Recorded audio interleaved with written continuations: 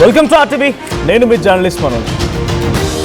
ఏకంగా రెండు తెలుగు రాష్ట్రాలే కాదు, భారతదేశం మొత్తం కూడా చర్చనీయాంశమైన అంశం. ఒక తల్లి ఇద్దరు పిల్లల్ని తీసుకెళ్ళి ట్రైన్కు ఎదురెళ్ళి తనతో పాటుగా ఆ పిల్లల్ని కూడా బలవన్మరణానికి పాల్పడే విధంగా చేసింది. అసలు ఆ తల్లికి వచ్చిన కష్టం ఏంటి?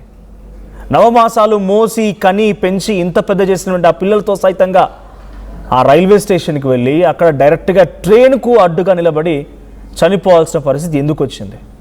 మీ అందరు గుర్తుండి ఉంటుంది, సాఫ్ట్వేర్ విజయారెడ్డి సంఘటన. చర్లపల్లి రైల్వే స్టేషన్ దగ్గరికి వెళ్ళి అర్ధరాత్రి సమయంలో ఇద్దరు పిల్లలు హాస్టల్లో ఉంటే వారిని సైతం తీసుకొచ్చి రైల్వే ట్రాక్ పైన అడ్డంగా ట్రైన్కి నిలబడి చనిపోయింది. ఆ తర్వాత అటు జీఆర్పీ పోలీసులు కేసును టేకప్ చేశారు. సుమారుగా ఈ సంఘటన జరిగి కూడా 2 నెలలకు పైబడి కావస్తోంది. కానీ ఇప్పటివరకు ఈ కేసులో అసలు విజయారెడ్డి మరణానికి కారణం ఏంటి? ఎందుకు ఓ తల్లి ఇంతలా తన ఇద్దరు బిడ్డల్ని తీసుకువెళ్ళి ఇలా చనిపోవాల్సి వచ్చింది? ఇలా అనేక ప్రశ్నలు వెంటాడుతూనే ఉన్నాయి. మొదటి నుంచి ఆర్టీవీ ఈ కంటిన్యూస్ సిరీస్ ఆఫ్ ఈవెంట్స్ని కవర్ చేసే ప్రయత్నం చేస్తోంది. అయితే ఇప్పుడు బిగ్గెస్ట్ ట్విస్ట్ ఏంటంటే భర్త సురేందర్ రెడ్డి అటు తన అత్త అంటే విజయారెడ్డి తల్లి అండ్ అన్న నుంచి తనకు ప్రాణహాని ఉంది అని చెప్పి మేడిపల్లి పోలీస్ స్టేషన్లో ఫిర్యాదు చేశాడు. అయితే ఆస్తి కోసమే అన్న అమ్మ కలిసి రక్తం పంచుకొని పుట్టిన అన్నే విజయారెడ్డిని ఈ రకంగా బలవన్మరణానికి ప్రేరేపించాడా? సొంత తల్లి కడుపున పుట్టిన బిడ్డని చిదిమేయాలనుకుందా? అసలు ఏం జరిగి తెలుసుకునే ప్రయత్నం చేద్దాం. మనతో పాటుగా ఆర్టీవీ స్టూడియోలో విజయారెడ్డి భర్త సురేందర్ రెడ్డి ఉన్నారు. Firstly I would like to apologise him. దాన్ని ఇబ్బంది పెడుతున్నాను, సారీ అండి ఫస్ట్లీ. ఎందుకంటే మీ లాస్ని ఎవరు కూడా రిట్రైవ్ చేయలేరు. ఇద్దరు అంటే చేతికి అందొచ్చిన బిడ్డలు ఇద్దరు కూడా ఇంటర్మీడియట్ చదువుతున్న పిల్లలు, హాస్టల్లో ఉన్నటువంటి ఆ పిల్లల్ని తీసుకొచ్చి మీరు ఈ భార్య ఇలా చేసిన సంఘటన ఎవరు కూడా బహుశా మర్చిపోలేదు. ఎందుకంటే డైరెక్ట్గా ఆ సీసీటీవీ విజువల్ చూసినప్పుడు ఆ తల్లి వారిని పట్టుకొని రావడం, లిఫ్ట్ ఎక్కడం, అలా ట్రాక్ పైకి వెళ్ళడం అన్నీ కూడా ఇంకా చాలామంది కంటిన్యూస్గా చూసిన వారికి కళ్ళలో మెదులుతూ ఉంటుంది. ఫస్ట్ అండ్ ఫార్మోస్ట్ వార్త తెలియగానే మీకు ఏమనిపించింది? మీరు దుబాయ్లో ఉన్నారు, అక్కడ పనిచేస్తూ ఉన్నారు, ఈ భార్య మంచిగా చక్కగా ఇక్కడ జాబ్ చేస్తుంది, పిల్లలు మంచి హాస్టల్లో ఉన్నారు, అంతా వెల్ సెటిల్డ్, ఏ ప్రాబ్లం లేదు, అంతా బాగానే ఉంది. సడన్గా ఈ వార్త తెలియగానే మీకు ఏమనిపించింది ఆ రోజు? నేను ఆ రోజు నా బర్త్డే, నాకు మా మిస్సెస్ విసెస్ చెప్తుంది అనుకున్నాను, కానీ ఈ చనిపోయే వార్త వస్తుందని మాత్రం నేను ఊహించలేదు. నేను అప్పుడే డ్యూటీకి వెళ్ళాను, నా సిస్టమ్ ఓపెన్ చేసుకుని మెయిల్ చెక్ చేసుకుంటున్నాను. టైంలో మా బొమ్మర్ది ఫోన్ చేశాడు. ఫోన్ చేసి ఏ ఫ్లైట్ ఉంటే ఆ ఫ్లైట్ వచ్చేసి బాబా అని చెప్పేశాడు. చెప్పేస్తే నాకు అర్థం కాలే ఎందుకు చెప్తున్నాడు అని.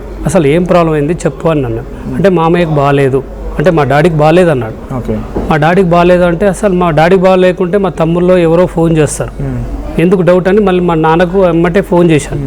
ఫోన్ చేసి డాడీ ఎలా ఉన్నామంటే మా డాడీ ఫోన్ లేపి హ్యాపీ బర్త్డే నాన్న అని చెప్పాడు. అప్పుడు అనుకున్నాను డాడీ సేఫ్. మమ్మీ ఎలా ఉంది అనుకో అంటే మమ్మీ బాగుందిరా అని చెప్పాడు. అక్కడ ఏ ప్రాబ్లం లేదు, నాకెందుకు వీళ్ళు తప్పుగా చెప్పారు అంటే ఏదో సంథింగ్ ప్రాబ్లం ఉందని మళ్ళీ కట్ చేసి ఎమ్మటే మళ్ళీ మా బొమ్మర్దికి ఫోన్ చేశాను. ఫోన్ చేసి అసలు ఏం జరిగిందో క్లియర్ చెప్పు, నాకు టెన్షన్ పెట్టకని చెప్పాను. ఆ తర్వాత అప్పుడేం చెప్పాడు, శాంతి చనిపోయింది అన్నాడు, మా వైఫ్ చనిపోయింది అన్నాడు. నాకేం అర్థం కాలేదు. మా వైఫ్ చనిపోయింది అనే వార్త నేను ఊహించని వార్త నా చెవిలో పడ్డది. అప్పుడే టేబుల్ మీద అట్లే కూర్చున్న తర్వాత అట్లే నాకేం అర్థమవుతలేదు, చనిపోయింది ఎందుకు చనిపోయిందని. ఒక 5 మినిట్స్ లోపలనే మళ్ళీ ఫోన్ వచ్చింది. మళ్ళీ ఫోన్ వచ్చేసి ఇద్దరు పిల్లలు కూడా చనిపోయారు అని. అప్పుడే అక్కడనే పడిపోయాను. ఇక నేను నాకు అసలు గుండె అసలు నాకు ఏం చేస్తున్నా నాకు అసలు బ్రెయిన్ పనిచేయలే. ఫస్ట్ ముగ్గురు ఒకటేసారి అన్న వరకు అసలు తట్టుకోలేకపోయినా, ఏడుస్తూనే ఉన్నాను. అప్పుడు నా కొలీగ్స్, నా దగ్గర వర్క్ చేసే అబ్బాయిలు, నాది ఫుల్ గ్లాస్ క్యాబిన్, ఆ గ్యాప్ని చూసేసి ఎమ్మటే సార్కి ఏదో అయ్యింది అని ఊరికొచ్చారు. వచ్చి మా కొలీగ్స్ వచ్చి నా దగ్గర పట్టుకొని ఏమైందిరా అడిగారు. అంటే అందరు చనిపోయారా అని చెప్పేటప్పుడు నాకు అసలు నోట్లకి వెళ్ళి మాట వెళ్ళలే. సరే మా జిఎం, మా జనరల్ మేనేజరు, మా ప్రొడక్షన్ మేనేజర్ అందరు ఊరికొచ్చారు. రెడ్డి ఏమైంది అన్నారు. సార్ చనిపోయారు సార్ అందరూ అని చెప్పి. నాకు ఎట్లా చనిపోయారు అనేది కంటే నాకు క్లారిటీ లేదు, చనిపోయారు మాత్రం నా చెవిలో వినబడ్డది. సరే ఇమ్మీడియట్గా అందరూ నా కొలీగ్స్, నా జిఎం, మా పిఎం ఏమన్నారంటే ఫస్ట్ రెడ్డిని రూమ్ తీసుకెళ్ళి అక్కడ కూర్చోబెట్టారు. మా సార్ వచ్చాడు, జిఎం సార్ వచ్చి పిఎం సార్ ఇద్దరు వచ్చేసి కూర్చొని దగ్గర కూర్చొని అసలు ఏం ప్రాబ్లం అయిందంటే తెలియదు సార్, నాకు ఏం తెలియదు అంటే, సరే ఆయన ఏం చెప్పాడు, అన్ని పనులు ఆపేసేయండి, ఫస్ట్ రెడ్డిని ఇండియా పంపించాలి, ఫస్ట్ ఈ పని చేయండి అని చెప్పేసి జిఎం చెప్పేశాడు. పిఎం గిట్ట అదే ఫాలో చేశారు. ఒక 1 అవర్లో నా దగ్గర అన్నీ వచ్చేసాయి, విత్ టికెట్, పాస్పోర్ట్ అండ్ నాకు వచ్చే బెనిఫిట్స్ అన్నీ ఇచ్చేశారు. ఇచ్చేసి మళ్ళీ అది షార్జా అండ్ దుబాయ్లో ఫ్లైట్లే లేవు, అబుదాబికి బుక్ చేశారు. అక్కడి నుంచి 300 కిలోమీటర్స్కి ఎబో ఉంటుంది మీరున్న దగ్గర నుంచి, నా దగ్గర నుంచి. అప్పుడు ఒక కార్లో 2 కార్లు పంపించాడు జిఎం, ఈ అబ్బాయిని సేఫ్టీగా ఎయిర్పోర్ట్ తీసుకుపోండి, ఆడ ఎయిర్పోర్ట్ ఎక్కించేదాకా మీరు ఉండండి అని చెప్పాడు. వాళ్ళిద్దరు 2 కార్లలో తీసుకొచ్చారు, నన్ను ఎయిర్పోర్ట్ తీసుకెళ్లారు. స్టాంపింగ్ దాకా వాళ్ళే ఉన్నారు, లోపల తీసుకుపోయేదాకా వాళ్ళే దాకా. మీకు ఏం తెలియదు? నాకేం అర్థమైతే లేదు నాకు ఫస్ట్. తర్వాత మళ్ళీ ఫోన్ చేసి ట్రైన్ యాక్సిడెంట్ అయింది అంటే, నేను ట్రైన్ యాక్సిడెంట్ అయిందంటే నేను అనుకున్న కారు ఏదైనా గుద్దేసిందేమో, ఈమె కారు తీసుకుపోతేప్పుడు ఏదైనా గుద్దేసిందో, లేకపోతే బైక్ మీదకి వెళ్ళిన గుద్దేసిందేమో, ఇలా ఎక్కించుకుపోతేప్పుడు అనుకున్నాను. కానీ ట్రైన్కే నిలబడ్డారు వీళ్ళు అని నేను అనుకోలేదు. తర్వాత మళ్ళీ అడిగాను, ట్రైన్కి ఏమైంది అంటే, ట్రైన్కు నిలబడ్డారు, అంటే చనిపోయారు అని చెప్పాను. చనిపోయారని చెప్పినప్పుడు నాకు అసలు అర్థం కాలేదు, ఎందుకు చనిపోతారు వీళ్ళు.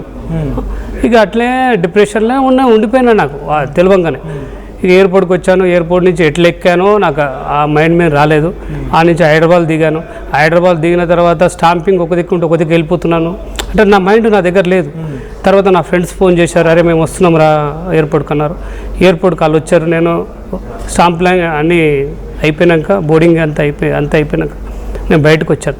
బయటకు వెళ్ళి నా ఫ్రెండ్స్ ఉన్నారు, పట్టుకొని వాళ్ళు ఏడ్చారు నన్ను పట్టుకొని, నా క్లోజ్ ఫ్రెండ్స్ ఏడ్చి ఎయిర్పోర్ట్ నుంచి పీఎంఆర్ తీసుకెళ్లారు. ఇది ఈ సన్నివేశంలో జరిగింది. నేను అప్పుడేం చేశానంటే, ఆ ఎయిర్పోర్ట్ నుంచే, దుబాయ్ ఎయిర్పోర్ట్ నుంచే నాకు ఫోన్ చేసినప్పుడు నేను ట్రస్ట్లో ఉన్నాను, కానీ ఆమె ఇష్టపడ్డ ఇంట్లో, ఆమె ఇష్టపడ్డది కదా, ఇష్టపడి కట్టుకున్నాం మేము చెంగచెర్లో ఇల్లు, ఆడనే దహనం చేయాలని నేను చెప్పా. మా నాన్నకు ఫోన్ చేసినప్పుడు చెప్పా, మా అమ్మ ఫోన్ చేశామని చెప్పిన తర్వాత వాళ్ళు ఇక్కడి నుంచి, వాళ్ళ మైండ్లో ఏముందని తెలియదు, మా అత్త వాళ్ళు, మా బొమ్మడికి, వీళ్ళకి ఏం మైండ్లో ఏముందని తెలియదు. వాళ్ళు బీబీనగర్ పంపించేశారు. బీబీనగర్ పంపించేసి ఇక్కడ 3 అవర్స్ ఉండి ఆ గోల్డ్, డబ్బులు, విలువైన వస్తువులన్నీ తీసుకెళ్ళిపోయారు. ఎవరు? మా అత్తవ, మా బొమ్మడిది భార్య. ఓవైపు ఆ పిల్లలు చనిపోయారు, భార్య చనిపోయింది, ఆ మృతదేహాన్ని పెట్టుకొని బంగారం బాడీస్ మొత్తం బీబీనగర్ పంపించినాక అక్కడ తరలించినాక వీళ్ళు పోలేదు ఎమ్మటి. నేను అడిగేది అయితే సూటికి వచ్చిన ఏంటంటే, మీ కూతురే కదా, మీ సొంత కూతురు, నీ దగ్గర పెరిగిన బాబు పాప, వాళ్ళు చనిపోయినప్పుడు నువ్వు దగ్గర ఉండి నువ్వు వెళ్ళాలి. ఇప్పుడు మీరు పెంచిన పిల్లలే వాళ్ళు. అప్పుడు నువ్వు పోకుండా 3 అవర్స్ ఏం పని చేస్తున్నావు? ఇక్కడ రూమ్లోకి వెళ్ళావు, అన్నీ చదివావు, ఆ డాక్యుమెంట్లు ఏమైనా ఉంటే ఆ కిటికీలో తలగబెట్టావు, ఇవన్నీ నాకేం తగలబెట్టి అంటే తలగబెట్టిన పేపర్స్ కనబడ్డాయి నాకు. మా అత్తయ్య గిట్ట చూపెట్టావు, నాకు తెలియదని చెప్పింది. మా అమ్మ నాకు చెప్తే, మా అత్తయ్యకి చెప్పాను, చూసింది ఆమె, నాకు తెలియదని చెప్పింది. ఓకే, ఇవన్నీ ఎప్పుడు తెలిసిందంటే 25 డేస్ తర్వాత తెలిసింది అవన్నీ నాకు.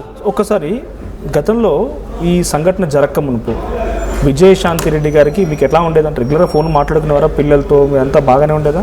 నేను మా వైఫ్ బాగా చెప్పుకోవడం లేదు, మా వైఫ్ మంచిగా హ్యాపీగా మాట్లాడేది, ఫోన్ మాట్లాడేది. పిల్లలు హాస్టల్ ఉండేది, హాస్టల్ నుంచి వచ్చినప్పుడు వాళ్ళు మాట్లాడేది. హాస్టల్లో అలౌడ్ లేదు. పాప అయితే అసలు బిల్కుల్ అలౌడ్ లేదు.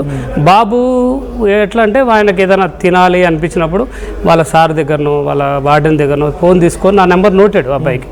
ఆ ఫోన్ చేసి, డాడీ ఒక 500 కొట్టు, 1000 కొట్టు, 600 కొట్టు అంటే, నేను కష్టపడేది బాబు పాప కోసమే.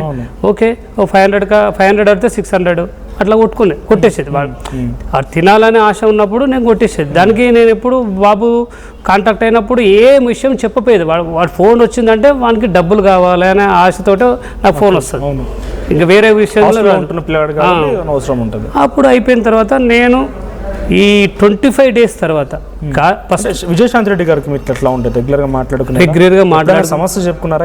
ఏం చెప్పదు. అమ్మాయి ఎట్లా అంటే, అమ్మాయి బాధ ఉన్నా కానీ నవ్వుతూనే ఉంటుంది.